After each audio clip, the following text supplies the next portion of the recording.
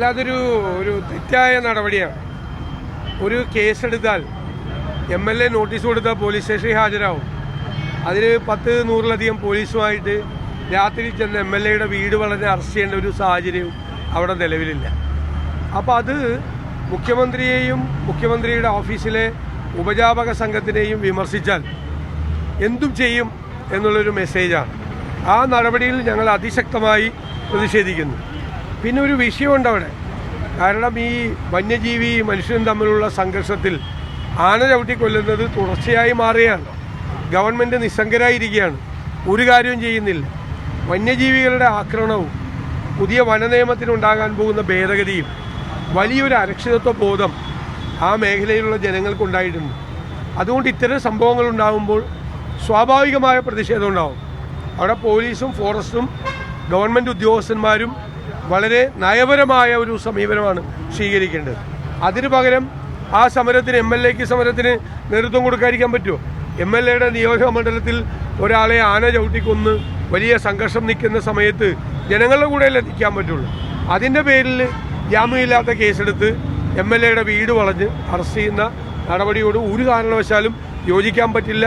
ഞാൻ എപ്പോഴും പറയുന്നത് ആവർത്തിക്കുന്നു, ഇത് കേരളമാണ്. ഈ 12-ാം തീയതി ചേരുന്ന രാഷ്ട്രീയകാര്യ സമിതി യോഗത്തിൽ ഈ PV അൻവറിന്റെ മുന്നണി പ്രവേശനം അടക്കം ചർച്ച ചെയ്യുമോ? അതിന് എളുപ്പത്തിലുണ്ടാകുമോ? രാഷ്ട്രീയകാര്യ സമിതി യോഗം അത് ചർച്ച ചെയ്യില്ല.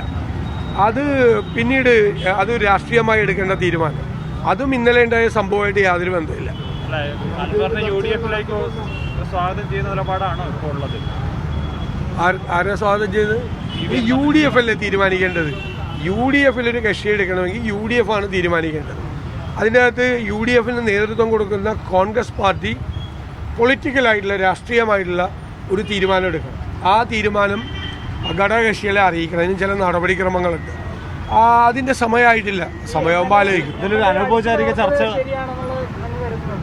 അല്ല, MLA അടിച്ചു തകർത്തൊന്നുമില്ലല്ലോ. MLA അടിച്ചു തകർത്തായിട്ടുള്ള വിഷ്വൽ വല്ലതും നിങ്ങളുടെ കയ്യിലുണ്ടോ?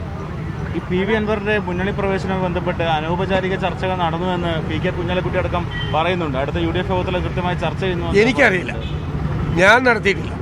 ഞാൻ UDF-ന്റെ ചെയർമാനാണ്. ഞാൻ അറിഞ്ഞുകൊണ്ട് ഒരു സംഭാഷണവും നടത്തിയിട്ടില്ല.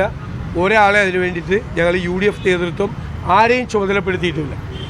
അൻവർ ഉയർത്തുന്ന വിഷയങ്ങളിൽ വിഷയാധിഷ്ഠിതമായ ഒരു പിന്തുണ ഉണ്ടാകുന്നതാണ് മനസ്സിലാവുന്നത്. അല്ലല്ല, ഈ വിഷയത്തിൽ ഞങ്ങൾ നേരത്തെ തന്നെ ഇവിടെ നിങ്ങൾ കോതമംഗലത്തും കുട്ടമ്പുഴയിലും സംസ്ഥാനത്തുടനീളം കോൺഗ്രസ് UDF-ഉം ആ പ്രക്ഷോഭത്തിൻ്റെ പാതയിലാണ്. കഴിഞ്ഞ UDF യോഗം മലയോര ജാഥ നടത്താൻ വേണ്ടി തീരുമാനിച്ചിട്ടാണ്.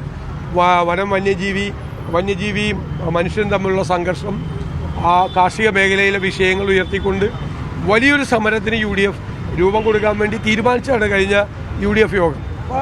ആ കോഴ്സിന് വേണ്ടി ഞങ്ങൾ തീർച്ചയായിട്ടും പിന്തുണയ്ക്കും. അതൊന്നും ചർച്ച ചെയ്യേണ്ട സമയമല്ലല്ലോ ഇത്. ആരായാലും ഇപ്പം എനിക്കെതിരെ വിമർശനം ഉന്നയിച്ച ആളെ പാതിരാത്രിക്ക് വീട്ടിൽ കയറി അറസ്റ്റ് ചെയ്തുകൊണ്ട് പോകാം എന്ന് പറയുമ്പോൾ ഞാൻ അതിനെ സപ്പോർട്ട് ചെയ്യും. ഞാൻ അത്തരക്കാരനല്ല.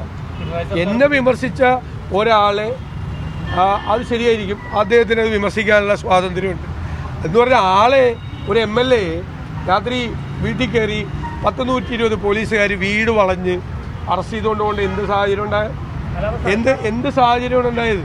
അവിടെ പോലീസ് പറഞ്ഞാൽ മതിയല്ലോ, താങ്കൾക്ക് പേരിൽ കേസെടുത്തിട്ടുണ്ട്, താങ്കൾ ഒരു നോട്ടീസ് കൊടുത്ത് നാളെ പോലീസ് സ്റ്റേഷനിൽ ഹാജരാകണം, അല്ലെങ്കിൽ കോടതിയിൽ പോയി ജാമ്യം എടുക്കുക, അല്ലെങ്കിൽ കോടതിയിൽ ഹാജരാകുക. എന്തെല്ലാം വഴികളുണ്ട്. ഞാൻ ഇവിടെ ആ നിയമസഭ മുഴുവൻ തല്ലി തകർത്ത മന്ത്രി ഇപ്പോഴും അതിൻ്റെ അകത്തിരിക്കുകയാണല്ലോ, MLA-മാർ ഇപ്പോഴും അതിൻ്റെ അകത്തിരിക്കുകയാണല്ലോ. അവരെ ആരെയും അറസ്റ്റ് ചെയ്തില്ലല്ലോ.